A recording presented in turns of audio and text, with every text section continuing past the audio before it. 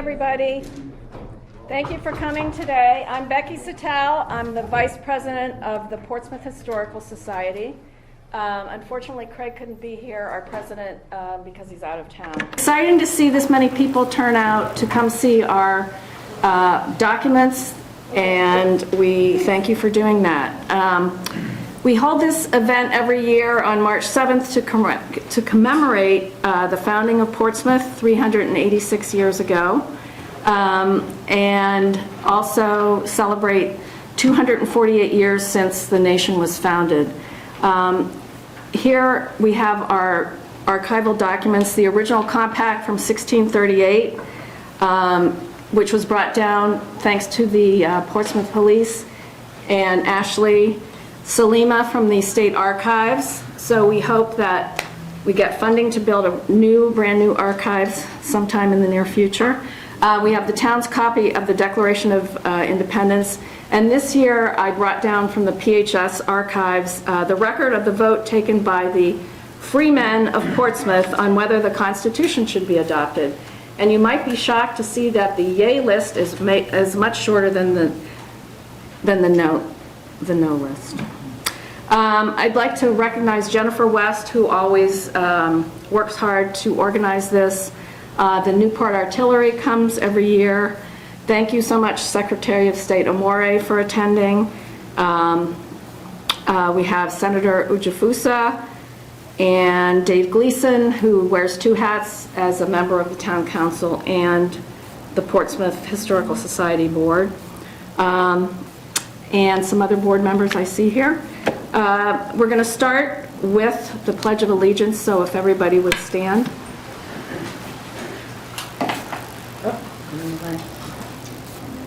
I pledge allegiance to the flag of the United States of America and to the republic for which it stands, one nation, under God, indivisible, with liberty and justice for all. And so now I'm going to turn the microphone over to Len Katzman, the Vice Chair of the Portsmouth Town Council. Thank you. Thank you.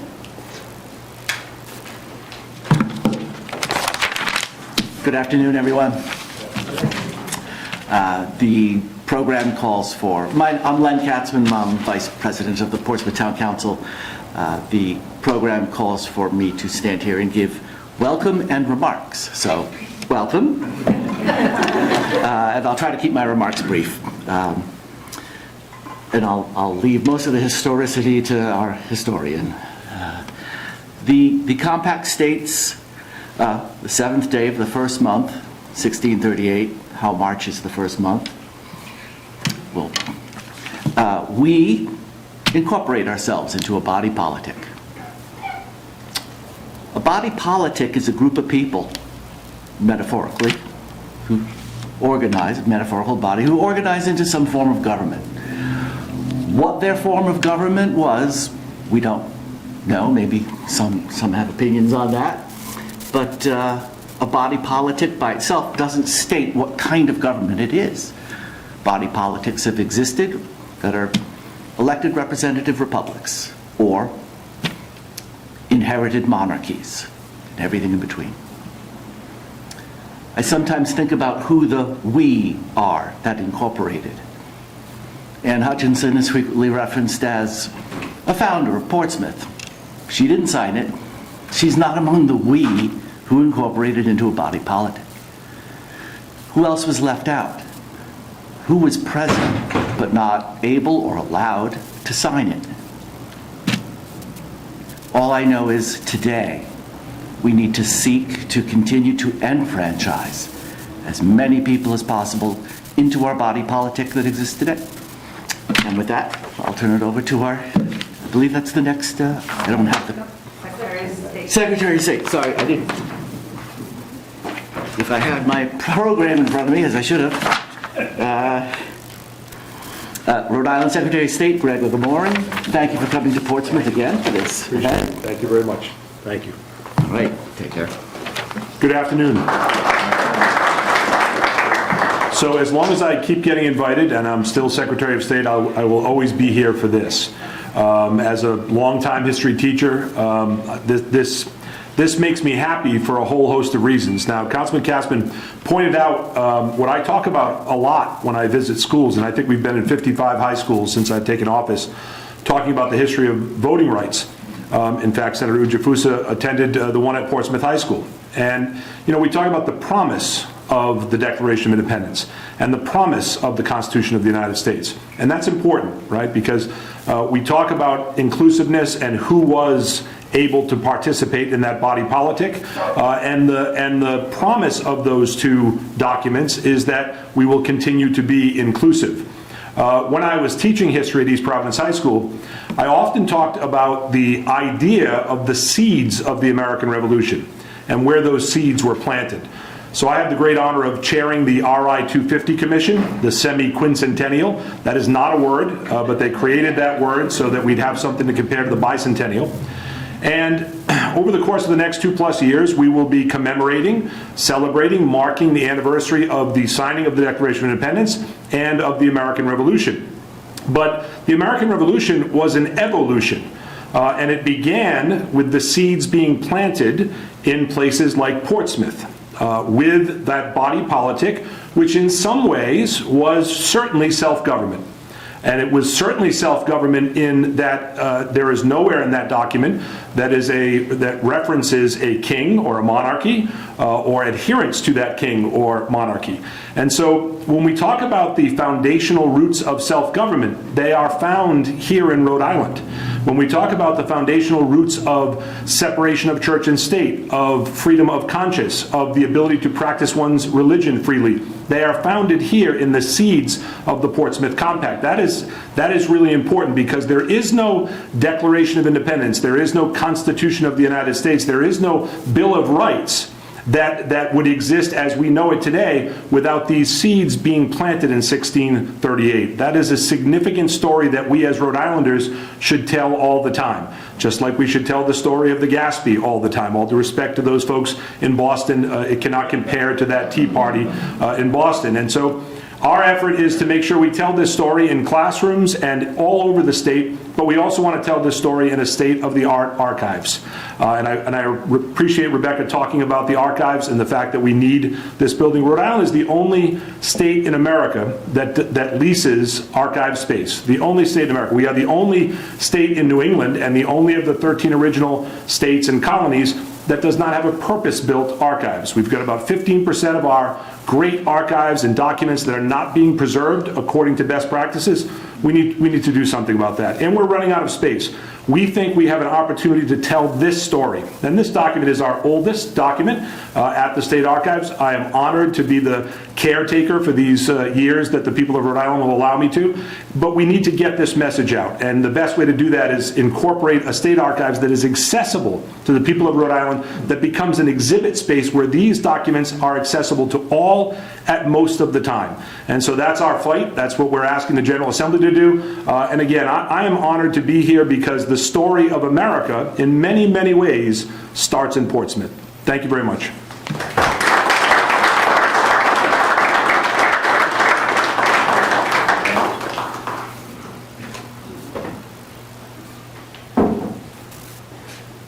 Next up is our town historian and Portsmouth Historical Society board member, who really doesn't need an introduction, right? Jim Garman.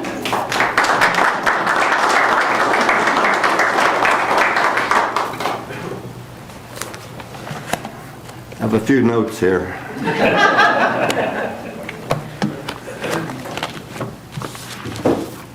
The Portsmouth Compact. What a treat it is to have this document here for, I believe, the 7th year in a row. The idea of being able to walk up to a document that was written in 1638 and look at it and see the signatures and it's readable is a really special treat. It significantly precedes the U.S. Constitution, the Declaration of Independence, and a few other things that we've seen in various places, especially in Washington, D.C. Just a little bit of historical background. The Massachusetts Bay Colony was settled in 1620. And what they created there they had a document too. They call it the Mayflower Compact because they were sailing on the Mayflower ship. And the intention of that compact, much as the intention of this compact was to gather together, stay together for the common good and protect each other.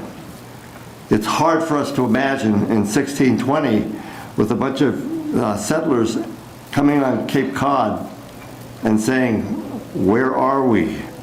What are we going to do? The most important thing was self-preservation, and they needed to stay together because the intention was a lot of individuals who said, well, I'm going to go find a farm someplace else and I'm going to move out. But they didn't. They pretty much stayed together, and of course that brought about the initial settlement of Boston. The settlement of Massachusetts Bay was what we call a theocracy. A theocracy where the ministers were the political as well as the religious leaders. And while we look back a few centuries before here, we might think that that was somewhat repressive because the religious leaders were in charge of the political life. And maybe if you didn't want to be part of that religious life, you were in trouble. Well, that's exactly what happened. The very important person for the settlement here in this area was the Reverend John Clark. John Clark was a Baptist minister who came to Boston in 1637.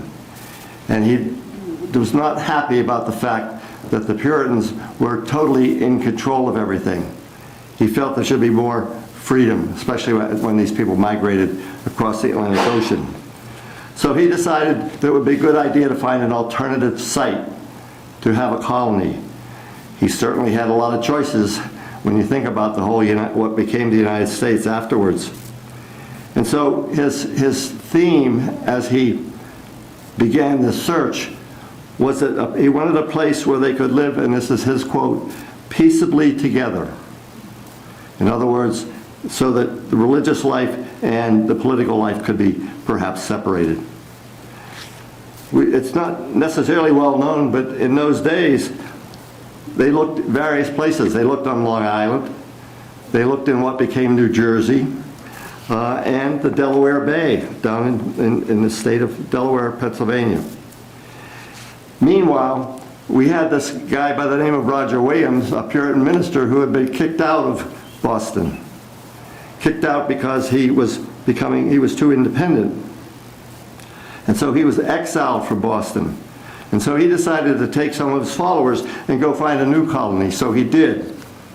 And he ended up in what we today call Seekonk. Seekonk, however, was still part of Massachusetts Bay. So he decided to go across the river and establish Providence. That's in 1636. Okay. So he had been exiled out. He offered to the people that came to this area, he offered two alternatives of places they could go to set up a new colony. One was what was called Sowams, S-O-W-A-M-S, Sowams, which is part of Bristol over in that area, and the other was Aquidneck Island. So in Boston, before they left, the group of settlers decided that they were going to sign a compact, again, to agree to stay together. This was in 1637. One of the problems with the calendar of that, again, to agree to stay together. This was in 1637. One of the problems with the calendar of that time was that there were two calendars, and they were several days apart. So a lot of times you'll see something like 1637/38. So there is some confusion when you try to do historical research in that area. So they signed a compact in Boston on the 7th of March, 1637-8. It probably was written by John Clark, who was the main motivator in this colony. Of course, we also had at the same time the problem with Anne Hutchinson. And Anne Hutchinson was charged both in a political trial and a religious trial by the ministers for daring to speak out and preach the gospel. And the reason that she was cited for that was that she was a woman. And she would have Bible study groups in her home on Sunday night and talk about what the minister had said that Sunday morning in the church. And they didn't like that. They didn't like the fact that anybody was discussing the theology of what the presentations were, nor the fact that it was a woman doing it.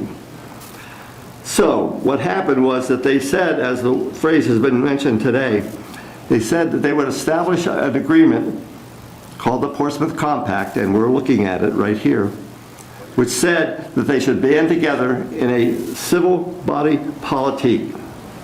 And what that means is that simply they were going to band together in a common organization, and it would be very much similar to the Mayflower Compact when the first English had arrived on Cape Cod. The three leading people of that organization before they left Boston were William Coddington, John Clark, and Anne Hutchinson's husband, William Hutchinson. So they signed this compact. Again, you have the signatures right in front of you here. And some of them could sign their names, some of them couldn't. Some of them did not have the ability to write a signature. So 19 people signed the compact, but not all of them came to Portsmouth. Several didn't, including one of Anne Hutchinson's sons, who stayed in Boston and about 20 years later was elected governor of Massachusetts Bay. So and there are 4 names. If you look closely at the compact, there are 4 names at the bottom that are scratched out. And as far as we know, maybe 1 or 2 of those came, but others didn't. I have those names here just to... Thomas Clark, John Johnson, William Hall, and John Brightman. Their names on the compact have a line drawn through the 4 of them at the bottom. So the plan was to establish a theocratic state governed by God's law, and by God and God's law, and by the scriptures. And the compact itself has biblical references on it as well. So that was the plan. It was very much a religious-based organization. There were freemen in the colony. There were others who were not. You had to have a certain property qualification in order to be considered a freeman. And so as that was set up, the freemen elected a judge. The term was used, judge. Judge being the head of the colony. And the person elected to that was William Coddington, who was the leader of the organization. Portsmouth was a problem for some of these people. Coddington was the leading merchant in Boston. He had the biggest house. He had a good business. And a lot of people in Massachusetts Bay were very upset about the fact that he was leaving them. Anyway, what happened was they came to Portsmouth and they were interested in international trade. Send ships out to different other areas in order to have trade. Well, there wasn't much of a harbor in Portsmouth. Okay, and so the idea was, let's go a little bit closer to the ocean. So in 1639, just 1 year after they came here, they decided to go down south on the island and settle Newport. So that was just within 1 year of having arrived here. When they came to Portsmouth, only 2 people who came here were, and then the phrase that was used, driven away. They were chased out of Boston. This was Anne Hutchinson, of course, and also William Aspinwall. So they negotiated, through the help of Roger Williams, they negotiated for the purchase of this island in order to establish their colony. And the negotiations with the chief sachem, Wanawatomi, and Canonicus and Miantinomi, those names are pretty familiar these days, even 385 years later. They purchased, on the 24th of March, 1637-38, they purchased the island. The cost was 10 coats, 20 hoes, and 40 fathoms of white beads. I guess that's a bargain. Okay. Meanwhile, Providence, which had been settled in 1636, Portsmouth 1638, Newport 1639, and Warwick 1645. That became the colony of Rhode Island, but it was a difficult colony because of the geographics of it. The fact that they had to communicate, in a lot of cases by rowboat, back and forth to hold the colony together. As far as Portsmouth is concerned, the first meeting of freemen was on 13 May 1638, the freemen of the colony.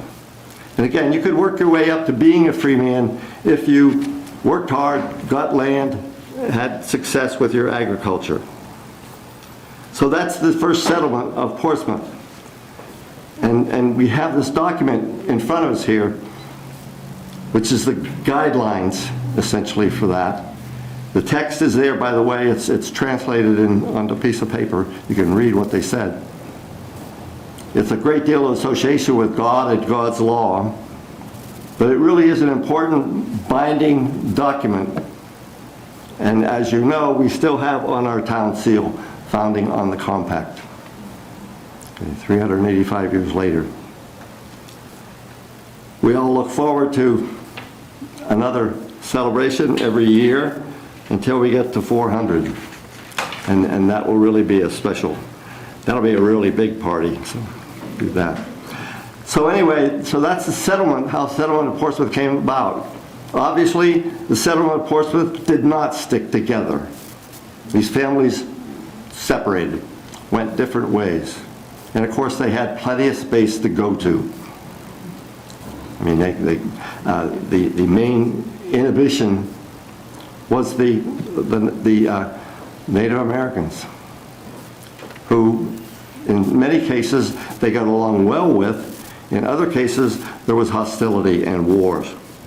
Nonetheless, the Portsmouth colony survived, and eventually, by banding together with the other 3 towns in Rhode Island to form the colony of Rhode Island, a certain base was established here.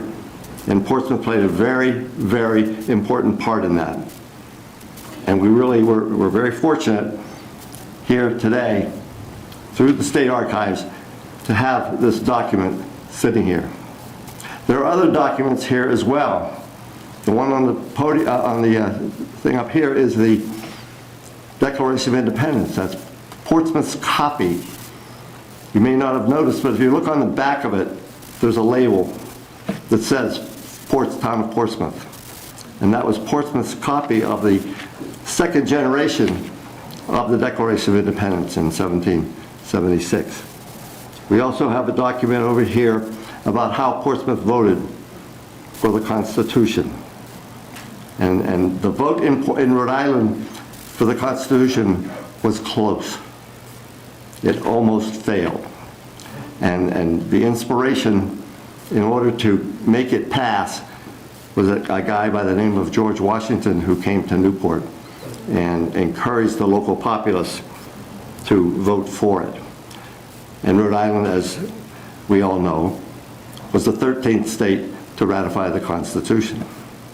Okay, the last one. Little roadie, still independent. Okay.